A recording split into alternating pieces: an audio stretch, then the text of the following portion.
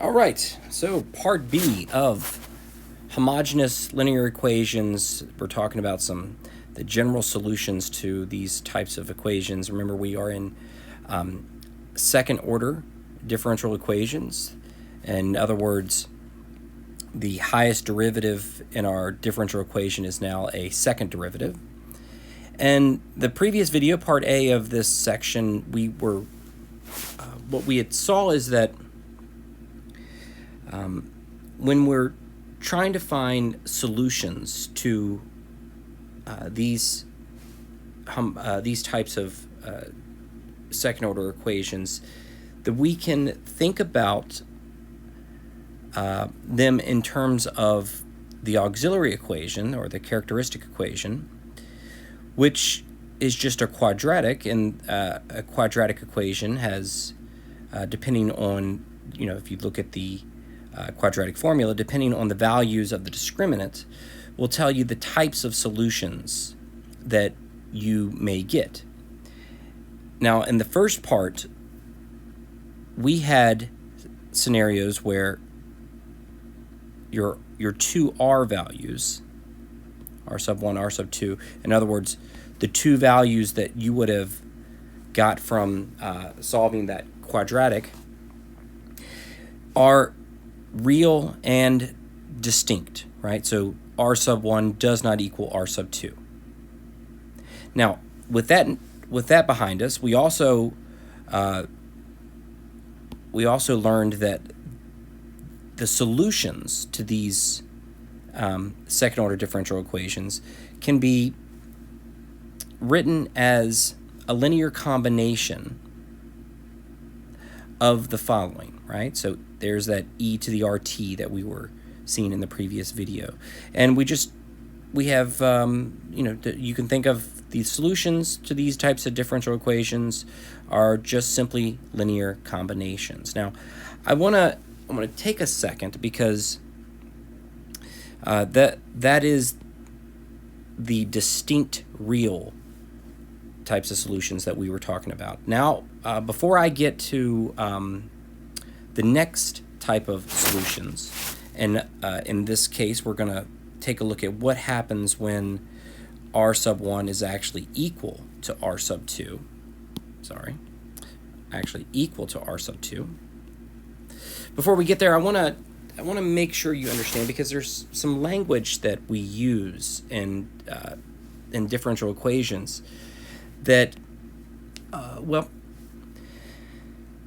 think it's just born out of the fact that we push these classes to sophomore level rigor, and what happens is because of the utility of differential equations, because it is such an incredibly useful science, that more and more majors want their students to be exposed to it, regardless of how much mathematical background they have. And so because it has now become, say, sophomore coursework, a lot of things get glossed over.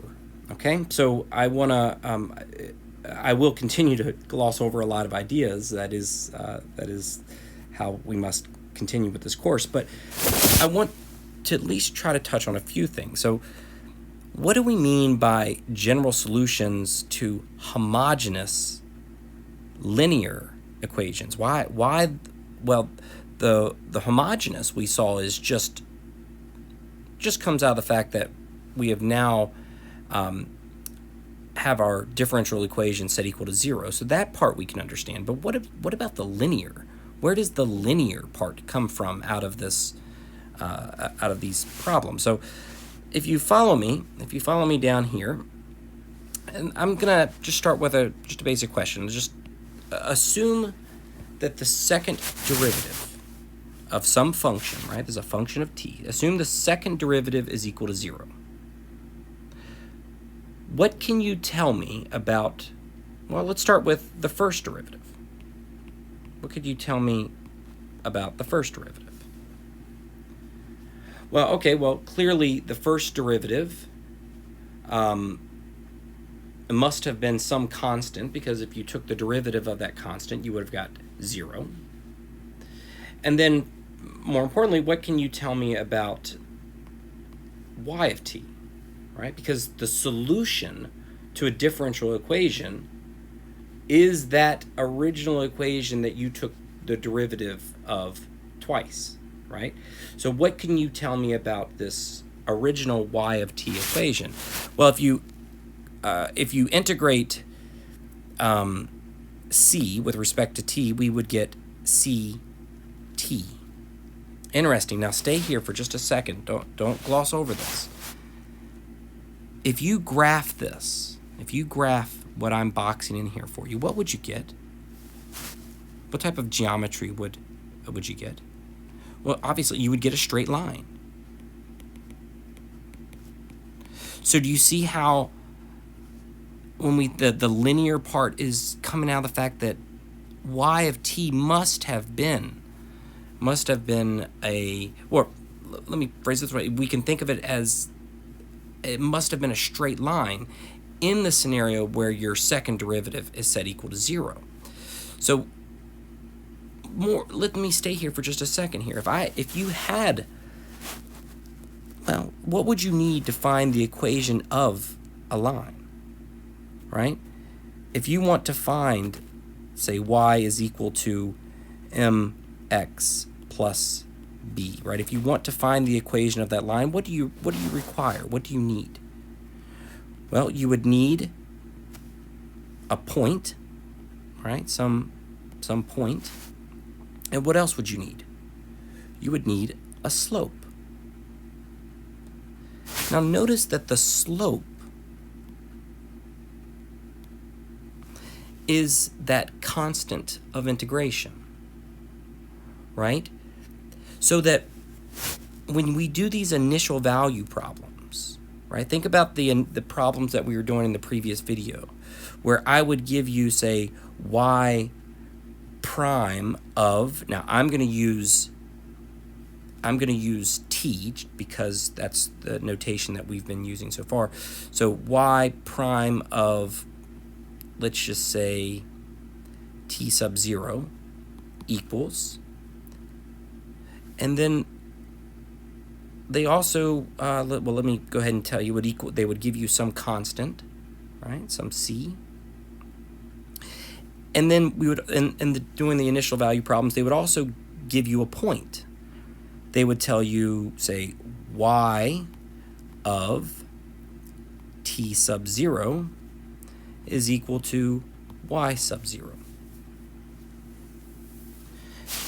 Now, I don't mean to use all of these subscripts and other notation. I mean, in the example that we did previously, I could always flip back and find that example.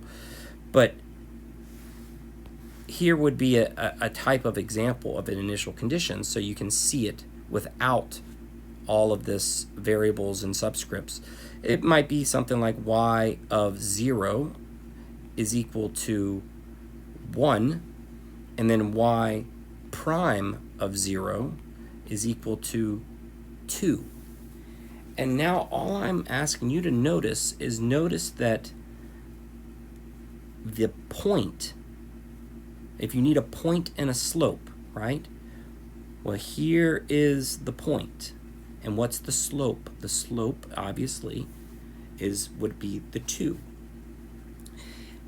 All right, so I hope that at least addresses the wording of homogeneous linear equations.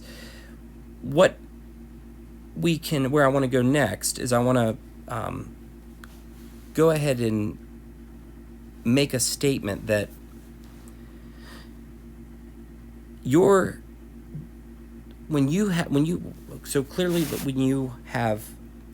we know that the general solution to those second order differential equations takes on the following form, right? Now again, we're still talking about when r sub 1 and r sub 2 are distinct real numbers, right? They're not equal to each other, they're not imaginary numbers.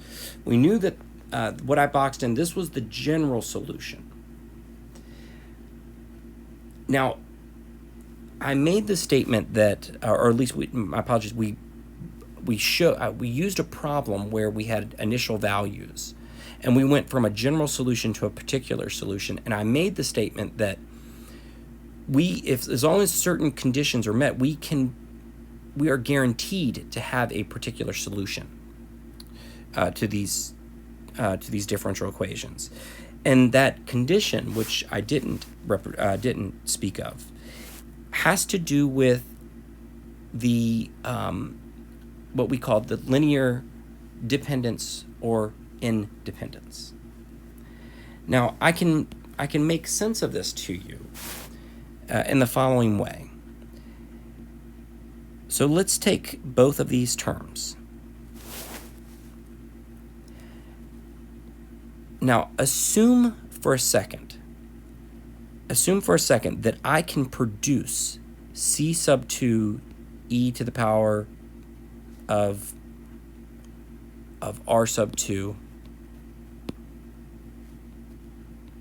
t. If I can produce this term simply by choosing a c sub 1, right? In other words, if I can scale one of those terms to produce the second term, then we would say that those two terms are linearly dependent, right? They are what we call constant multiples of each other. I can get one from the other. All I have to do is just multiply. Now, in the conditions that we had prior, so when r sub 1 is different than r sub 2, there is no, as long as, right, if r sub 1 does not equal r sub 2, then there's no way for me to just multiply. There's no way for me to pick a scalar, a c sub 1, in order to produce a c or a c sub 1 in order to produce the second term. I hope that makes sense. I fumble a little bit because there's certain, like the language, I'm trying not to be too formal in the language, but I'm also trying not to be too informal in the language, which is a struggle sometimes. So, in other words, linearly independent simply means they are not multiples, right? Not constant multiples of each other.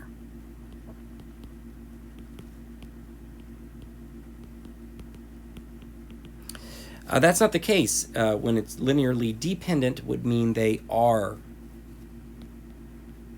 constant multiples.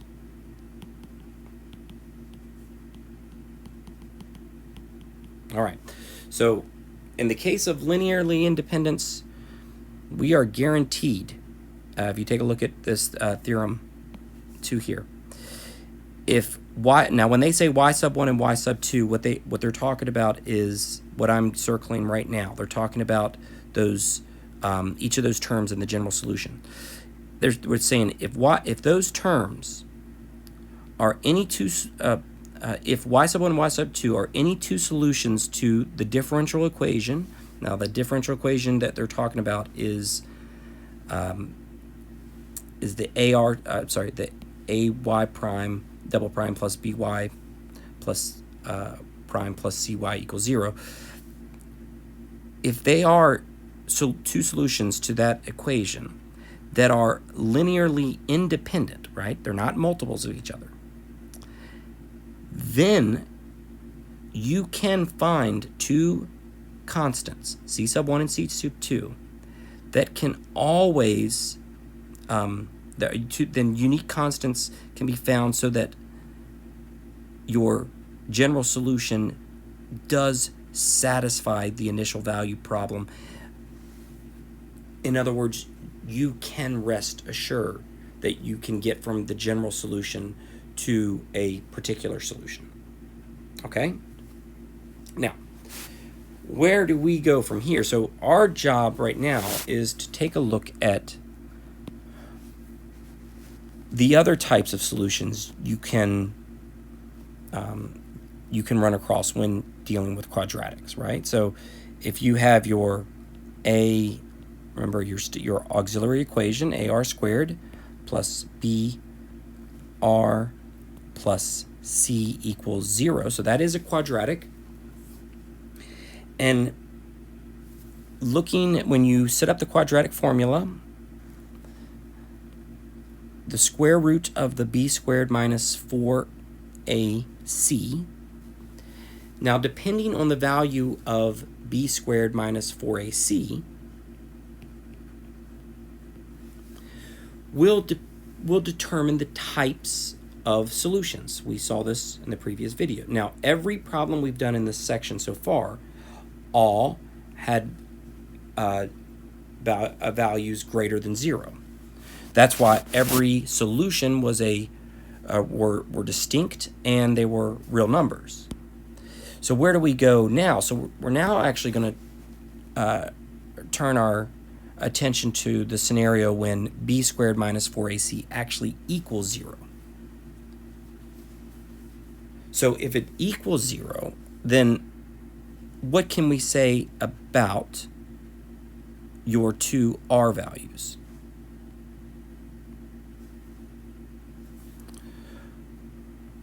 Well, they are going to equal each other.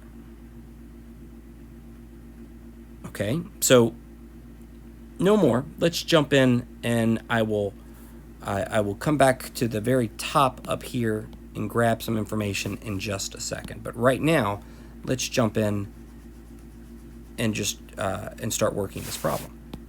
So find the solution to the initial value problem. So they give us some information, some initial points, initial point, and an initial slope.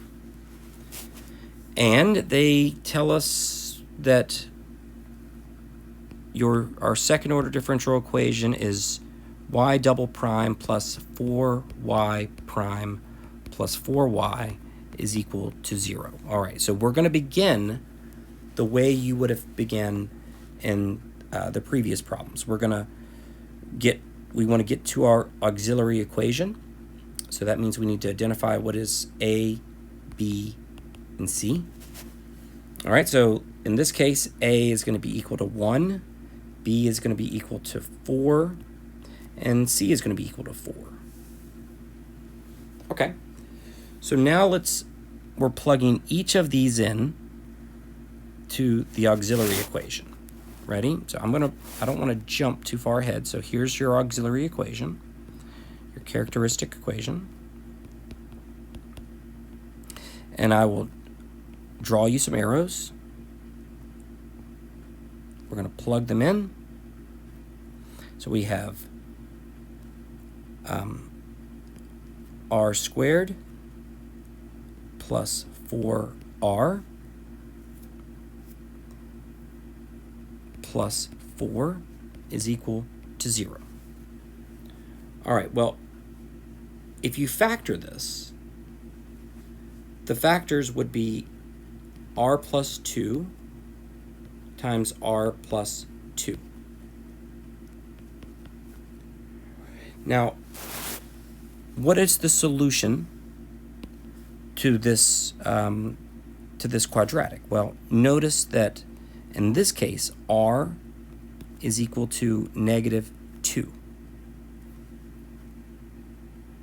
Now, does that make sense to you now, that what I was talking about when I said that r sub 1 is equal to r sub 2? Do you see how you're getting the same answer for each factor, a value of -2? Okay, so I'm going to write this. Let me erase what I've written here.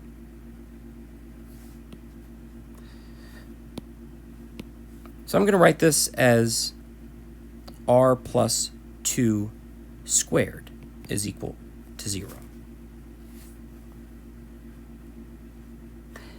Now, what I'm going to grab, if you kind of follow me up here to the repeated roots, is I want to grab what the general solution looks like for these types of scenarios. So let me read it. if the auxiliary equation has repeated roots, that's what we have. R sub 1 is equal to R sub 2. Then the solutions, right, the general solution looks like the following. So let me make that bigger for you. So the general solution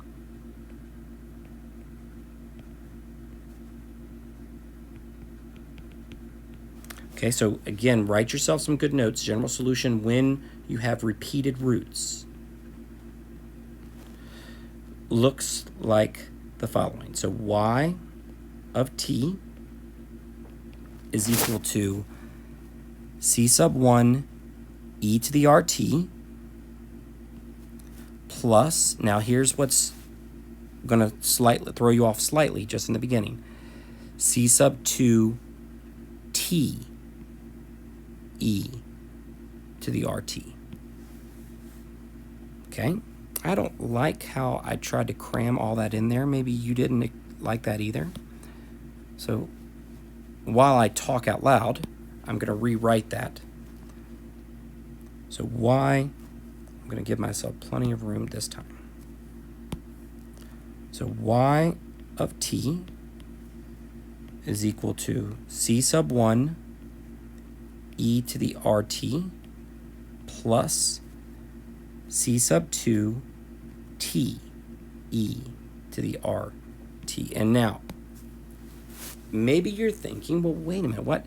Okay, so why this general solution instead of the one we were using prior? Well, it's a good question. I mean, where did this t come from, right? So that's the point of contention, maybe. Well, you can imagine that, well, let me see if I can answer that question as we continue with this problem. So right now, let's you and I agree that the general solution to example 3, let's plug in the values of r. So y of t, for example 3, is going to be equal to the following. C sub 1 e to the negative 2t plus c sub 2 t e to the negative 2t. Okay. Now, I can show you why this this general solution holds. So what I want to do is I want to go ahead and take this t e to the negative 2t. I want to take this part and I want to just study it for a second. Okay? Right? Because this is, let me go ahead and write it this way. Forget about the constant. Forget about the c sub 2 for just a second. I want to go ahead and take a look at the second y value.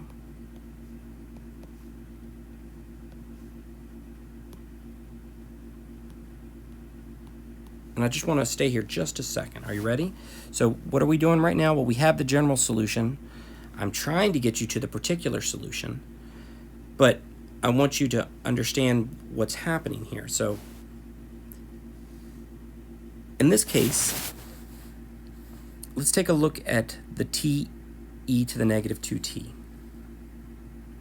And I'm going to produce the first derivative to that,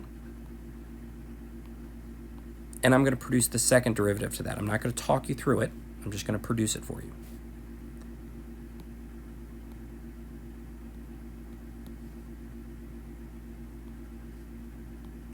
So here is the first derivative, and here is the second derivative.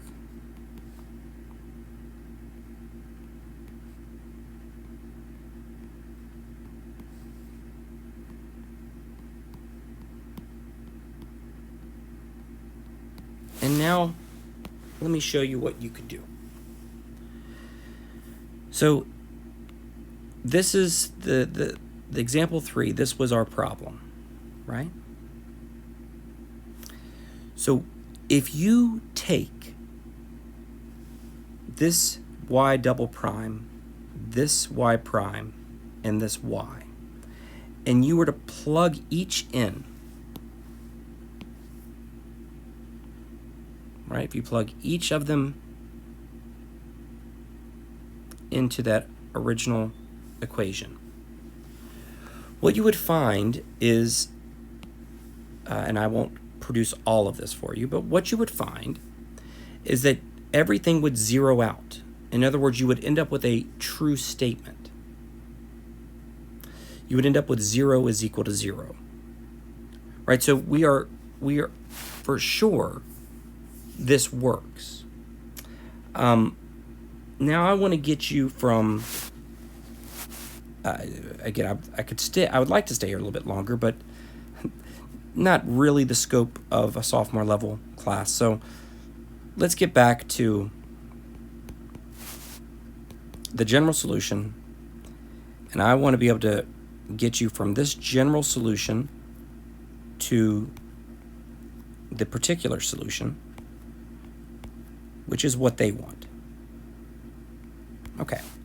Well, it's hopeless going from general solution to particular solution unless they give us some information, but they gave us, and they did, they gave us an initial point, and they gave us a slope at a point. All right, well, how do we proceed? So hopefully you're starting to anticipate this. Let's start with the first y of 0 is equal to 1. Let's start with this first initial condition. So in this case, what we're going to be doing is plugging 0 in for t and setting our general solution equal to 1. Ready? Let me do that now. So we would have 1, right? It's equal to 1. Y is equal to 1. And that's true when you plug 0 in for t. So this would be c sub 1 e to the 0 plus c sub 2. Now this would be times 0 e to the 0. All right, well, in other words, c sub 2 times 0 times 1 just zeroes out, and c sub 1 times 1 is just c sub 1. So do you see how you now know the first the first constant, the first coefficient. Okay, so let's now actually take a look at the second initial bound. Y prime of 0 is equal to 3. Okay, so it's been my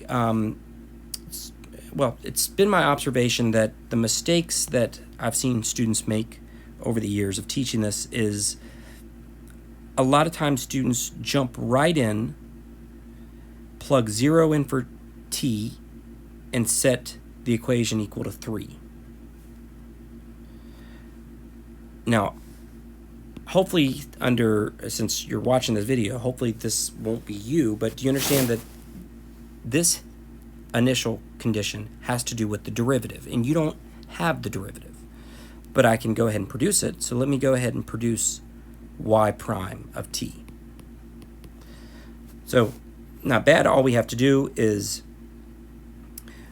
just taking the derivative of what we have. That would be negative 2 c sub 1 e to the negative 2t plus, now to take the derivative of that second term, that obviously that's a product rule, so we end up with plus what? Let me go ahead and that would be, well, and you just would let f be The first f would be t, g would be e to the negative 2t, you would need an f prime, you would need a g prime, and then you would use your product rule. Let me see if I can do that in my head really quickly without, that'll be c sub 2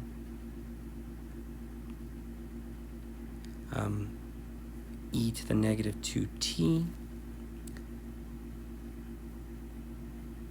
And then we would have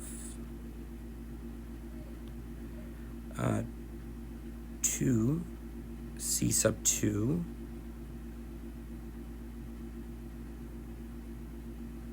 okay, I guess I have to just do it. Sorry. Okay, I know what the answer should look like. All right, let's go ahead and do it. So f prime of t is just 1. Go ahead.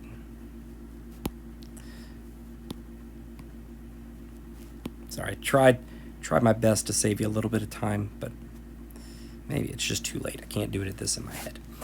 All right, so let me go ahead and try it this way.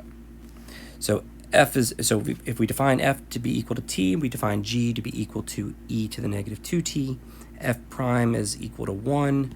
G prime would be negative 2 e to the negative 2t. And then it's just going to be the product rule.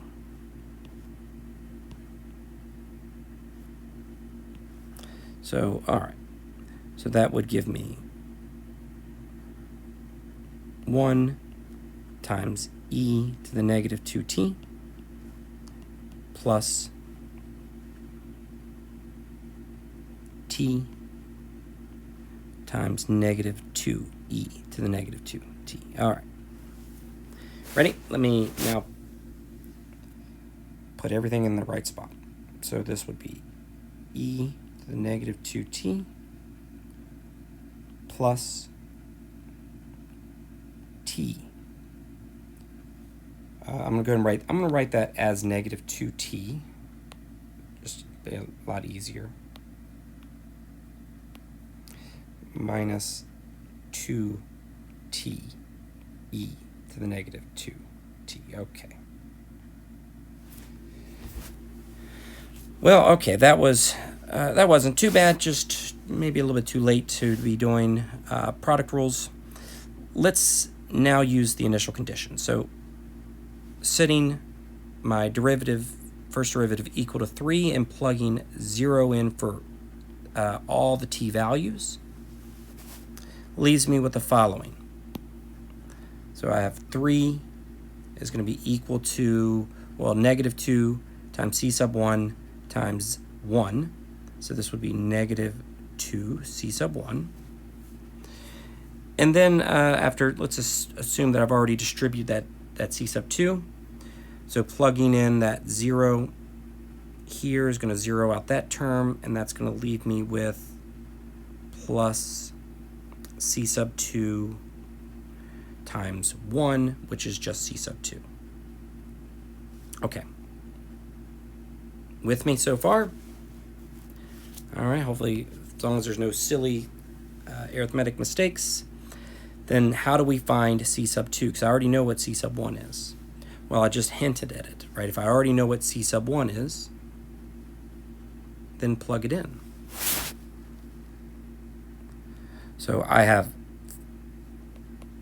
3 is equal to negative 2 times 1 plus c sub 2, or therefore c sub 2 is equal to 5. Beautiful. So all of that work so that I could go from general solution to particular solution, which is what I'm going to do right now. So the answer to this initial value problem is y of t is equal to plugging 1 in for c sub 1, e to the negative 2t, plugging in 5 for c sub 2, plus 5 t e to the negative 2t. All right, so my voice is starting to go a little bit, but hopefully everything was on the up and up and you were able to follow me. I'll see you soon.